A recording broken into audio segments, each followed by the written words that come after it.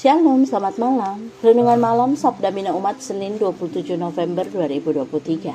Firman Tuhan malam ini terambil dari Zakaria 4 ayat 1 sampai 7. Demikian firman Tuhan. Datanglah kembali malaikat yang berbicara dengan aku itu. Lalu dibangunkannya lah aku seperti seorang yang dibangunkan dari tidurnya. Maka berkatalah ia kepadaku, apa yang engkau lihat? Jawabku, aku melihat tampak sebuah kandil dari emas seluruhnya dan tempat minyaknya di bagian atasnya.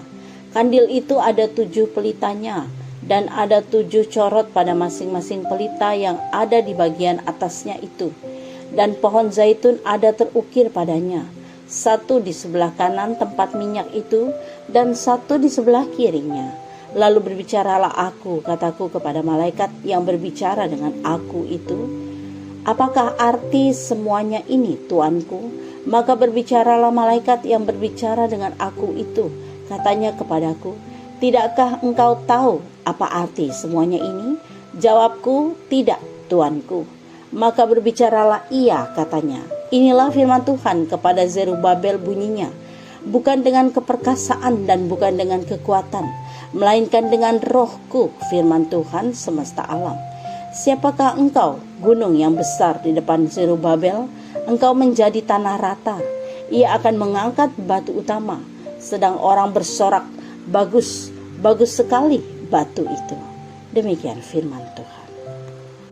Renungan malam ini bertema Roh Kudus menuntun untuk menyelesaikan.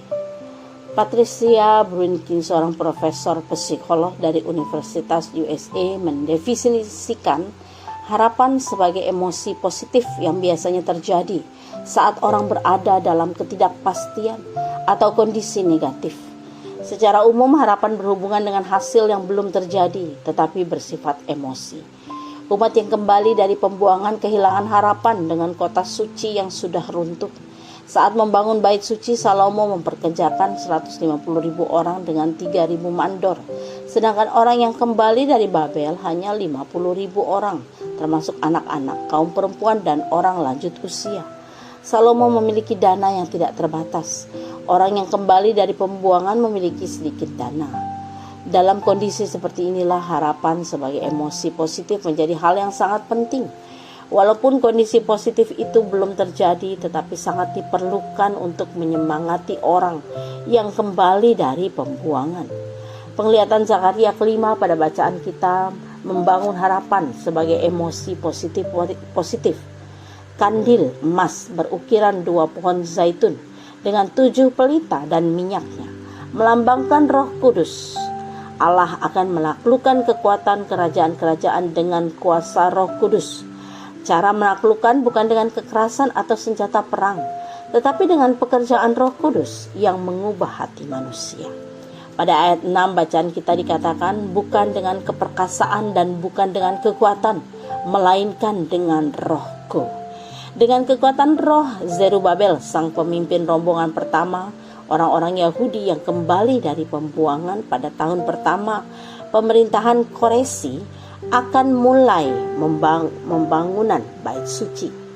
Penyelesaian persoalan umat yang terpuruk bukan dengan cara-cara duniawi yang syarat dengan ketidakadilan, kekerasan, penghakiman, dan ketidakbenaran, tetapi melalui karya Roh Kudus yang mengubah kehidupan manusia.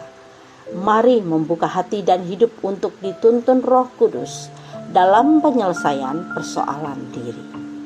Doa malam ini, ya Roh Kudus terangi hati dan tuntun kami dalam menyelesaikan pergumulan hidup kami. Amin.